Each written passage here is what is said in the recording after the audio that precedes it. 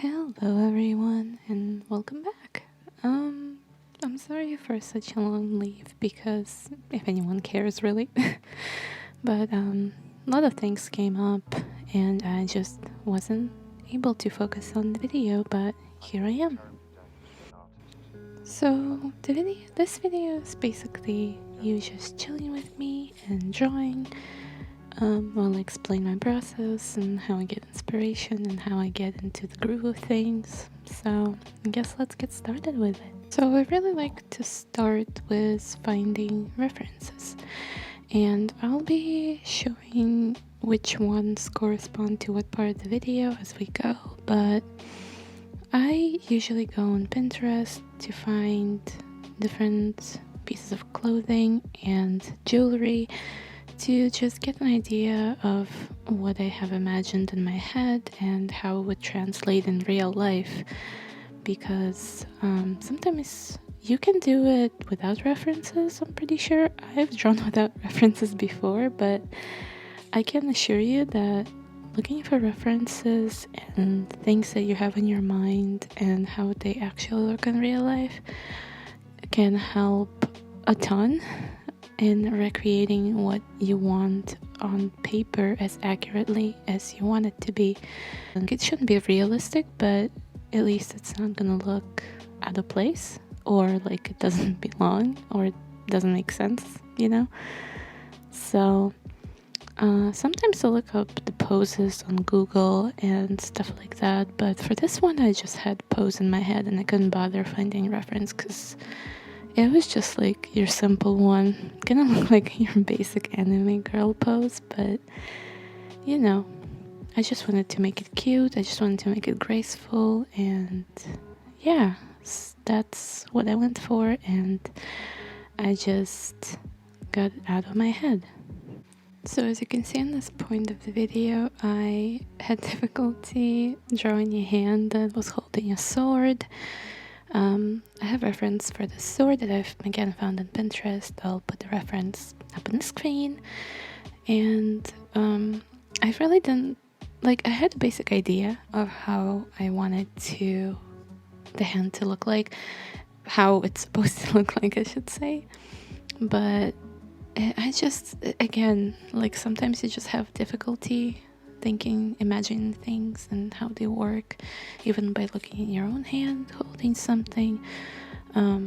Like you can use your own body and your own hands on like anything as reference, really, because you're basically your own reference at any point in time. You can look in a mirror, you can strike a pose, you can take a picture, you can take a picture of your hand, you can take a picture of any angle that you want. So for this specific one, I had to look up the hand holding a sword because I couldn't bother holding something with my own hand and taking a picture, and I didn't know like which angle to take it at, so it's better to just Google it and you could see it. That I pulled it up on my phone and my screen. So yeah, that all worked out well. Using references isn't cheating like many artists think. They actually are there to help you out. It's like saying that drawing a human figure is cheating, when in reality it is definitely not the case. Human figure and practicing human figure is there to help you improve, just like references are there for a reason, to help you improve and get a better idea of how the objects in real life would look like. So don't ever think that you're a bad artist or that you're cheating, because at one point in time, I must admit, it felt like cheating for me. But over time, I just realized that it's silly and that you can't possibly hold every single image and every object in your head. I mean, you can, but it's just gonna get all mushy and you're likely gonna forget a lot of it. So it's good to have like a digital reference library or like save pictures of things that you most frequently draw and use in your art, or like again go on Pinterest and pin it. Yeah. But I think it's important to have some sort of aid and visual help, just like you would study real life and do sketches from real life in art school. It's the same sort of concept, just looking at pictures. It's not copying, it's just you looking how you would draw that specific object and then applying your style, your skills, your ways of drawing things to it. So don't worry about a thing, and references can greatly improve the quality of your art, trust me. So you might have noticed that I use a lot of fluid lines when I first start building human figure, and that's because there's this thing that I honestly just discovered in 2016-2017 that greatly helped out the quality of my art, and it's called the line of action. And so according to Google definition, in physics, the line of action of a force F is a geometric representation of how the force is applied. It is the line through the point at which the force is applied in the same direction as the vector F. The concept is essential, for instance, for understanding the net effect of multiple forces applied to a body. Line of action is essentially an imaginary line that in this case goes through human body to show where the balance or the most weight is holding up and how the body is maintaining the balance. So to better understand this, I'm just gonna put a picture of a thumbnail that I did for this illustration and put the red line where line of action would be. So as you can see, it is going through her torso and to the right leg because her hips are slightly shifted to the right and to the back, but most of her weight is holding onto that right leg that is mostly straight, and her left leg is kind of floating. So most of her weight is on her right leg, on her right side of the hip, which means line of action will go there. It's the same kind of concept as when you're standing in line and waiting, and then you just shift all of your weight onto one of your leg. Lines of action are usually there to give you a dynamic pose and a more fluid looking pose, and it's really good when you're planning out on what pose you want to make and if you want to make it more natural and more organic rather than stiff.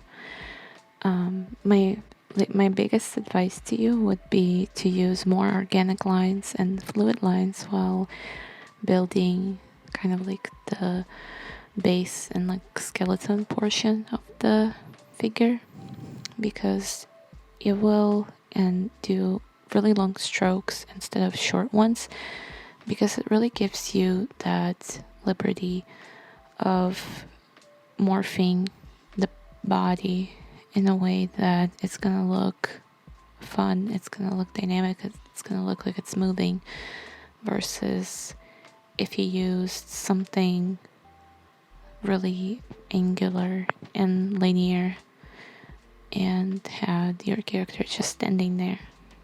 And I think a really fun thing to do is to look up reference poses and immediately figure out where the line of action would go on the body and start from there and just start building torso and different parts of the body from there.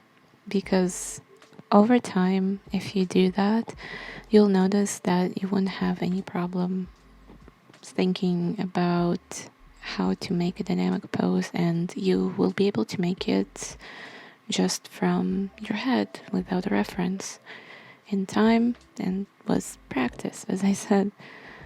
You might ask yourself a question, but how do you come up with an idea? Sometimes you're in a place where you're stuck and you can't even think of an original idea, and you go online to get inspired, and all you see is this beautiful art, original ideas from other artists, and you just feel even more like crap because you can't come up with an original idea, and then you go online and you feel like you have to compete with others in order to prove your originality to the world. But fear not, my friend. I'm just gonna say this one thing that'll change everything in your little world. Originality is subjective and it doesn't exist, and if there is an idea out there, it probably has been done before.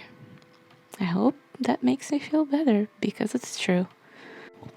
Art is basically like a one big cycle. You get inspired by people, you get inspired by other artists, you get inspired by music, and you just get all these different ideas from different people. Heck, even your art style is just amalgamation of different parts of different art styles that were appealing to you that you really wanted to implement in your own.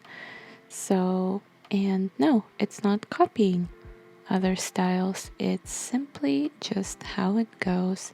Because even when we talk to people, we subconsciously take parts of their personality that are appealing to us, that we want for ourselves, and that's how our own personalities form.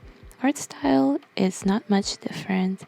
You see things that you like, you want them to be in your art, you want to do things that you like, you want to make things that are enjoyable and bring you joy in the first place.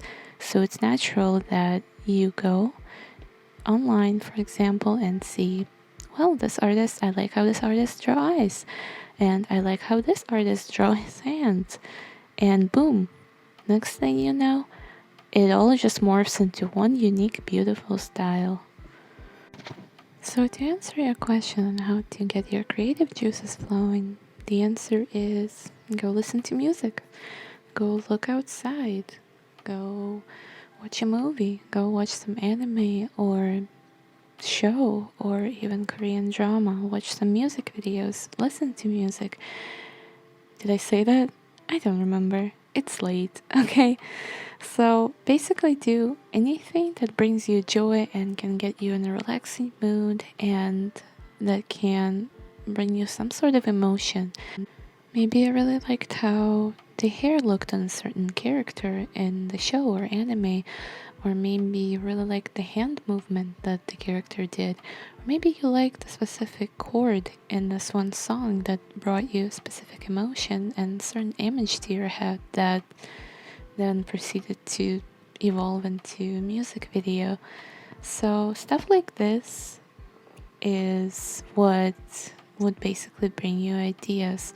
Sometimes ideas even struck you randomly when you look outside. Maybe you looked at the flowers or you looked at the sky and you were like, damn, I really want to draw this and that. You don't necessarily want to draw sky, but you just get inspired to draw maybe a character whose clothes are a gradient of the sky that you're seeing, or someone with hair that has galaxies in it. You never know. It's just a beautiful thing when you see something so emotionally provoking that you just want to make something in return. And if you ask me where I got my inspiration from for this illustration, I just wanted to draw something graceful and something flowy. So the first thing that got into my head was something along the lines of a goddess. And then I was thinking, well, what characters inspired me recently? And one of them was Sophia. I think that's her name. I'll put her up on the screen. She's a character from Game of Dice. It's a mobile game that I really, really love and I'm fond of. It's a ton of fun and it's highly addicting. The art style of this game is really bright, really colorful. The vibe of this game in general just brings me joy and happiness. It's kind of like Monopoly, but anime, if I had to describe it. So with Sophia, I just really liked her design and how the colors were contrasting, how beautiful her skin color was, and how well it was contrasting with her hair and her outfit in general. She kind of reminded me of a Greek goddess. So I just really liked how flowy her outfit was and just how cheery she looks, but also she looks really gentle because of, all of the white clothing and stuff like that. And just the fact that she's a unicorn. She looks super, super magical. So I wanted to implement that vibe into my own illustration because I really love that sort of thing. Now I just want to talk about this one thing that a lot of people online and a lot of artists find problematic, which is same face syndrome or same body syndrome. And I'm gonna admit I'm a little bit guilty of this one, but I myself don't consider it a flaw. I used to be ashamed of it because someone has pointed it out in recent years, and I've been trying to differentiate and to branch out and all of that stuff, but even if I could do it successfully, it didn't mean that it brought me happiness. It's just, to me, I think that same face syndrome or drawing the same body type over and over again is absolutely not a crime, and it's 100% okay, because chances are a lot of artists are basing their art off of themselves, because life imitates art, art imitates life, am I right? So I just think that same body syndrome or like same face syndrome have a really negative reputation when they shouldn't, because chances are a lot of artists are basing a lot of characters off of themselves without even realizing it, because subconsciously we see ourselves more than any other person, because we look in the mirror, we take selfies, we need to do makeup if you're into that, and it's only natural that you're gonna look in the mirror at least several times a day to fix something, for example your hair, or if you need to check if you have any stains on your face, etc., etc. So you are the person that you know the most and that you're closest to, so I think that it gets translated into art a lot of times. For me, at least, it is the case, and I'm not ashamed of it. I used to be, because I would hear that my faces and my bodies look the same in a different kind of negative connotation. But over the years, I just said screw it, and I just went with whatever I liked, because that's what looked the most natural whenever I would draw. Whenever I would draw and try to branch out to something else, even though it looked good, it didn't sit right with me because it just didn't have that me feeling. And it's the most important part of making art, is that you feel a lot more comfortable. The whole point of art that you're making is to make it for yourself and just to enjoy it to its fullest potential, because if you enjoy it, chances are other people will notice it and will enjoy it as well.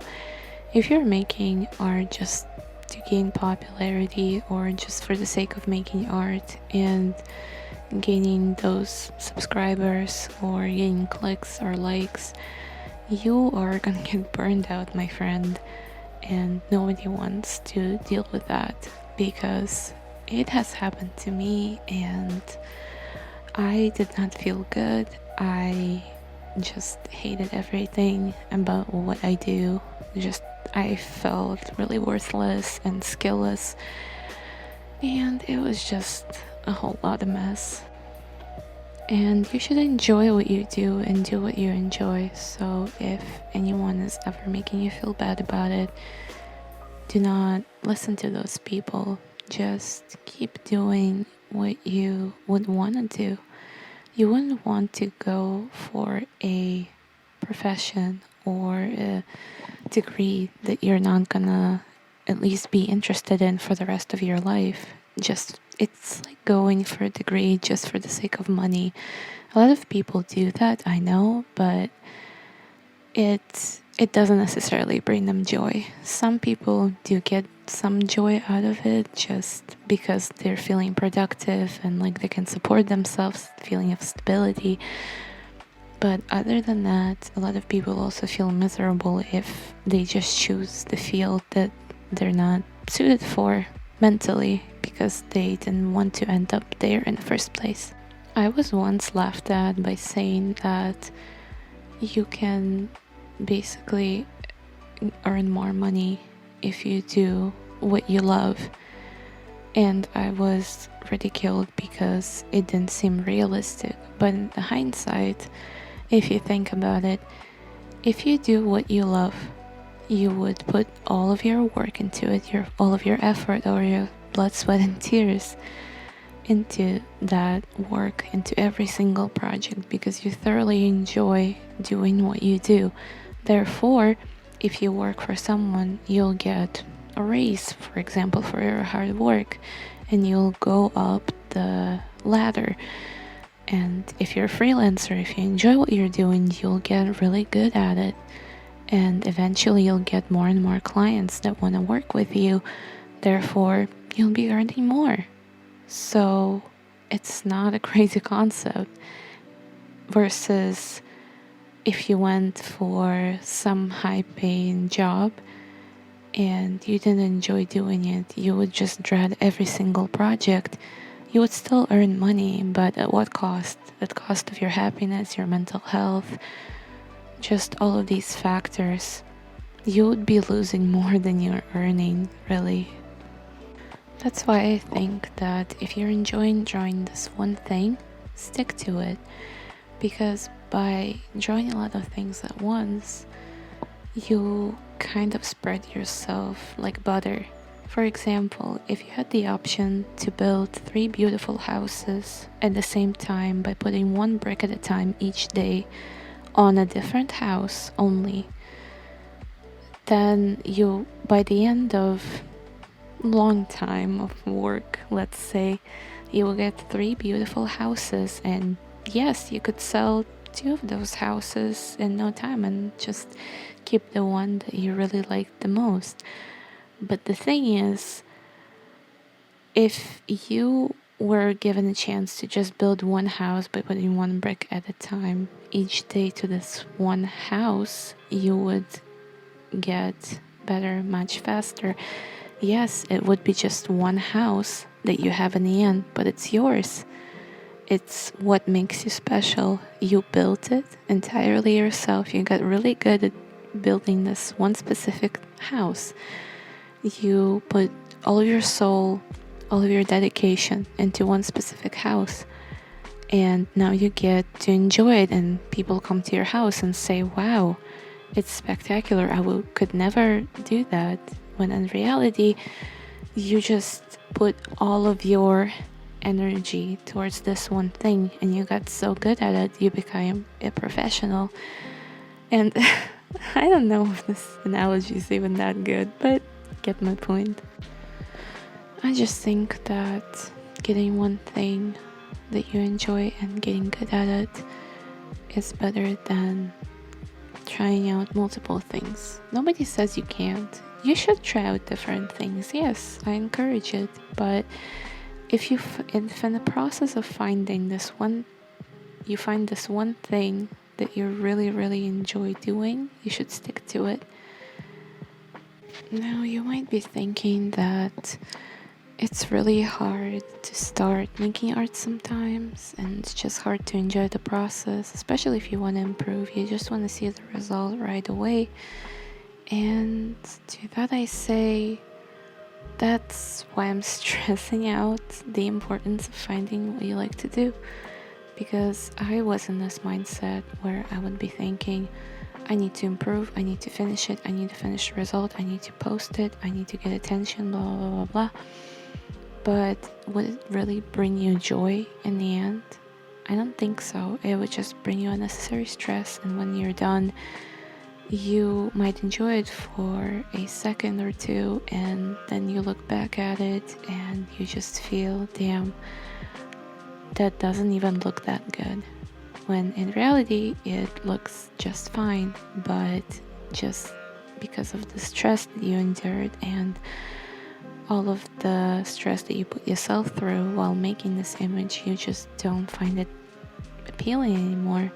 You just don't think you did a good job when you did, but you won't recognize it because you didn't enjoy the process. Finding the material you like to use and the things you like to draw really help you enjoy the process. For example, I really enjoy drawing eyes on the first stages where they look all sketchy and just have those messy thick lines, and I don't know, I just really enjoy drawing eyes. And to me, defining the overall lines of a character with a pencil when I'm finalizing the sketch is also enjoyable, because I like creating varying lines, different thickness, different opacity, cross hatching, all of that thing. And that's what makes process enjoyable, just finding small things that you enjoy doing. Maybe you really like drawing hands, or maybe you really like drawing legs, or you really like hair details, so that you're willing to spend hours and hours on drawing that flowy, beautiful hair. And which I say, go for it.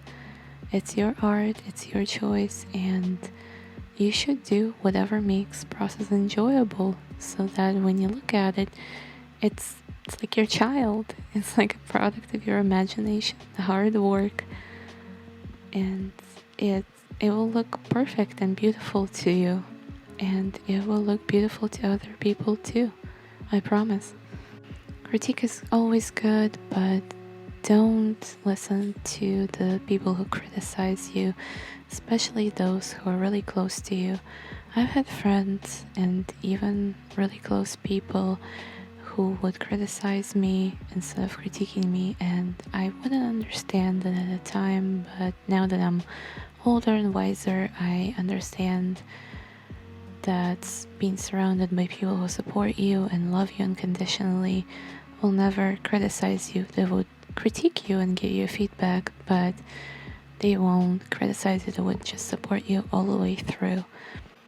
So the most important part of this all, and the most important conclusion, is to love yourself, use references, practice as much as you can, and never give up. Always believe in yourself, and just seek for things that feel the most like you. Because once you find yourself in art, you will be unstoppable, I promise. I mean that I'm not. Yeah, I really hope you enjoy these kinds of videos, because I think that it's nice to have chill videos like these in a time like that, and also to dilute that kind of negativity that might come from me making videos about Twitter trash and all that sort of stuff. So let me know what you think about these. Thank you for letting me ramble and for listening to me if you got to the end. And I hope you're having a wonderful day. So I'll see you hopefully sooner than 2 weeks. So that being said, thank you so much for tuning in, for joining with me if you did. If not, it's cool. Thank you for chilling while I was talking, and I hope you enjoyed the process of this video and the final result of the illustration. Have a wonderful day, and bye-bye.